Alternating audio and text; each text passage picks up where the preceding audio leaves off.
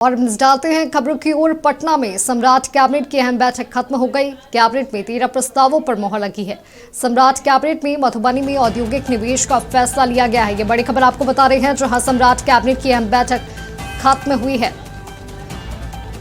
वहीं कैबिनेट की बैठक में कुल 13 प्रस्तावों पर मोहर लगी है। वहीं सम्राट कैबिनेट में मधुबनी में औद्योगिक निवेश पर का फैसला लिया गया है। मधुबनी में 8,325 लाख का निवेश पूंजी निवेश को स्वीकृति दी गई है। वहीं उद्योग विभाग के प्रधानमंत्री सूक्ष्म खाद उद्यम उन्नयन योजना के अधिक विस्तार को मंजूरी दी गई है। वहीं मत्स्य विभाग के इंटीग्रेटेड एक्वा पार्क की स्थापना को लेकर भोजपुर जिले में प्रस्ताव को मंजूरी दी गई है। युवा रोजगार कौशल विकास विभाग में 19 पदों का सृजन के प्रस्तावों पर मोहर लगी है। सम्राट कैबिनेट ने बिहार बाल विकास सेवा भारतीय सेवा नियमावली 2026 को स्वीकार किया है। तो ये बड़ी खबर आपको बता रहे हैं, जहां सम्राट कैबिनेट की अहम बैठक खत्म हो गई है और इस बैठक में 13 प्रस्तावों पर मोहर लगी है।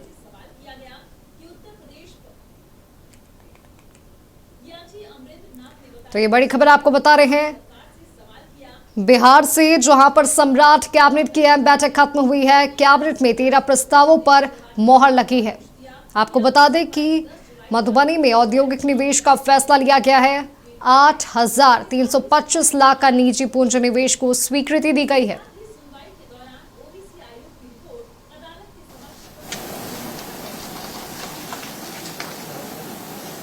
खिरोई, बागमती, ये 2 नदियां हैं और अन्य भी कई ट्रिब्यूटरीज हैं। उनकी गाद का उपयोग इस हेतु किया जाएगा। 11वां एजेंडा था स्वास्थ्य विभाग का, जिसमें बिहार में कार्यरत बिहार स्वास्थ्य सेवा सामान्य एवं विशेषज्ञ तथा दंत चिकित्सा सेवा संवर्ग के चिकित्सकों को उच्च शिक्षा एवं विभिन्न प्रयोजन हेतु अनापत्ति कतिपय शर्तों के अधीन दिए जाने के संबंध में प्रावधान स्वीकृत किए गए। इसमें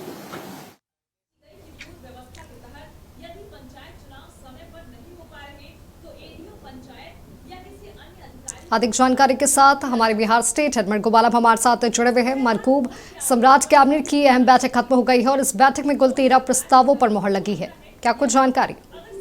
देखिए, निश्चित तौर पर सम्राट कैबिनेट की शाम 5 बजे बैठक थी और बैठक में 13 महत्वपूर्ण प्रस्ताव पर मोहर लगी है। और उद्योग विभाग का एक महत्वपूर्ण प्रस्ताव था, मधुबनी में औद्योगिक निवेश होने जा रहा है 8325 करोड़ रुपए का, उसको मंजूरी दी गई है। उद्योग विभाग का एक और प्रस्ताव था, प्रधानमंत्री सूक्ष्म खाद उद्यम उन्नयन योजना को विस्तार को मंजूरी दे दी गई है। मत्स्य विभाग का एक था कि इंटीग्रेटेड एक्वा पार्क पूरे कह सकते हैं कि बिहार को लेकर प्रस्ताव आया था केंद्र सरकार का, उसमें भोजपुर में इसे पार्क खोला जाएगा, इसको लेकर मंजूरी दी गई है। युवा रोजगार कौशल विभाग में 19 पदों को सृजन को मंजूरी दी गई है।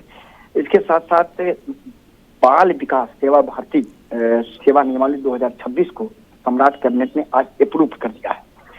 एक और महत्वपूर्ण प्रस्ताव हम आपको बता दें कि बिहार के पंचमंडलीय कार्यालय और जिला स्तरीय कार्यालय जो पटना से बाहर है, वहां सूचना का आईटी केंद्र बनाया जाएगा, इसको मंजूरी आज दे दी गई है। तो आईटी के क्षेत्र में एक बड़ा निर्णय सम्राट चौधरी की सरकार ने लिया है। जमाना एआई का है, जमाना आईटी का है, इसे देखते हुए ये निर्णय लिया गया है। इसके साथ साथ मुख्यमंत्री चिकित्सा सहायता योजना के अंतर्गत मरीजों को इलाज के लिए अनुदान जो मिलता है, तो वार्षिक आय 2,50,000 रुपए था, उसे बढ़ाकर 4 लाख रुपए कर दिया गया। ये बहुत बड़ी राहत है।